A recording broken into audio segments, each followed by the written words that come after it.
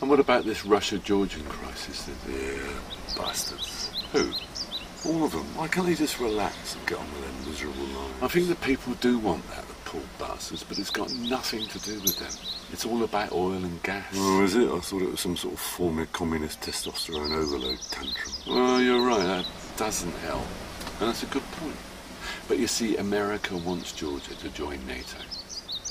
They've spent billions of dollars on oil and gas production in Georgia, as well as an oil pipeline through it from Azerbaijan into Turkey and then to the Mediterranean, into the West, therefore threatening to break the energy stranglehold that Russia has on a very stupid, short-sighted Europe, thanks to Peter Mandelson. Oh, him again. Is it his fault? Probably, yes, it's got his hallmark all over it. It's the sort of thing he would do. Anyway, it was only the voice of reason from certain European states like Germany and France that have stopped them from joining NATO for the time being. Thank God, if there is one. You don't like the French, do you? No, I don't. I hate them. Arrogant socialist bastards with a stupid haircut and a victim mentality that they have magically transformed into a philosophy that only makes sense if you are really drunk. But don't start me off, okay, about the French. Oh, I wouldn't dream of it, mate. But sometimes their dubious qualities do lead them to illogical thinking when it comes to international confrontation. Frankly, the French avoid confrontation because A, they probably will lose, and B, it might clash with lunchtime, which is, by the way, the only thing I do like about them. Nice ladies, though. Bit weird, sort of uncomfortably confident or something. That's why Frenchmen are bullies. They are frightened of women. It goes back to a defeat mentality, shame, loss of dignity. That's why they drink and eat a lot and call it a culture. Sort of hiding behind a veil of peasant decadence. Yeah. But anyway, look, I digress. You see, Russia doesn't want a NATO country on its borders. So why does Russia have such a problem with NATO? I thought that NATO was supposed to keep the peace.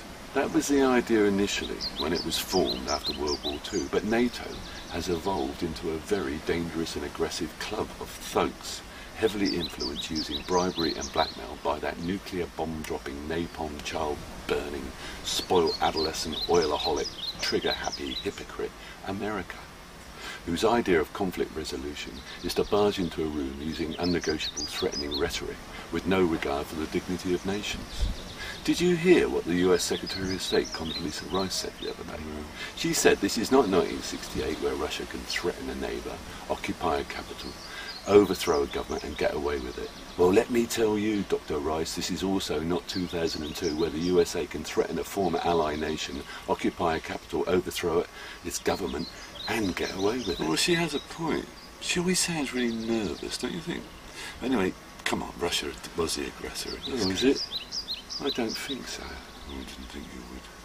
Georgia fired the first shots. All Russia was doing was to protect its citizens in the breakaway region of South Ossetia, and then disabled Georgia's ability to attack them again. Not very subtle, though, are they?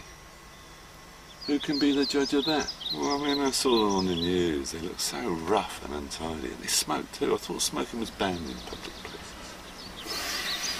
Anyway, the fact is, Europe has stupidly become energy dependent on Russia. Georgia wants to join NATO so it can get backing for its independence, and the United States and therefore NATO is buggered because in no way can it take on the Russians to save its investment in Georgia, because it has overstretched itself fighting the war on terror and its war in Afghanistan and Iraq. How stupid is that? So what's going to happen next then?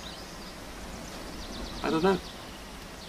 President Musharraf will probably resign as President of Pakistan under pressure of impeachment, hijack the headlines, and Georgia will be about as newsworthy as a paedophile priest. They will have to do something drastic to reignite the story, and who knows what that will be. Probably drag the West into a state of war with Russia. Shit, it's a funny old world, isn't it? Fancy a nice cup of tea? Yeah, thanks a lot, mate.